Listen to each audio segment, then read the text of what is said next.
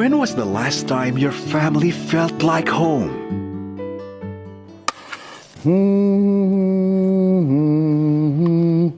Kaya siguro hindi nagpupunta yung mga anak mo. Dahil wala na yung pansit mo. Tiyan, nabasa mo ba yung text si tatay? Siya, totoo ba to? Basta? Totoo nga, I'm dying.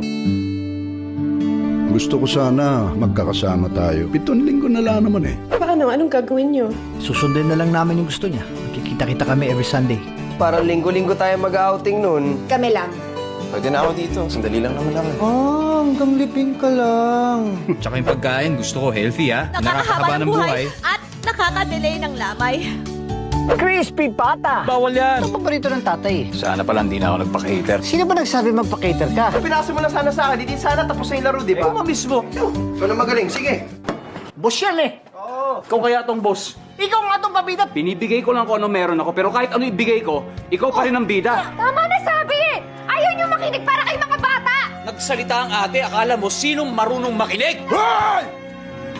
Magpatayan na lang kayo. Para kayong hindi magkakapatid ah. This October, Star Cinema brings together a powerhouse cast. Ronaldo Valdez, Ding Dong Dantes, Enrique Hill, Christine Reyes, and Aga Mulak. Ngayon pa lang, hindi na sila magkasundo-sundo. Paano pag wala na ako? Will they make it through 7 Sundays? A film by Kathy Garcia Molina. October 11 in cinemas.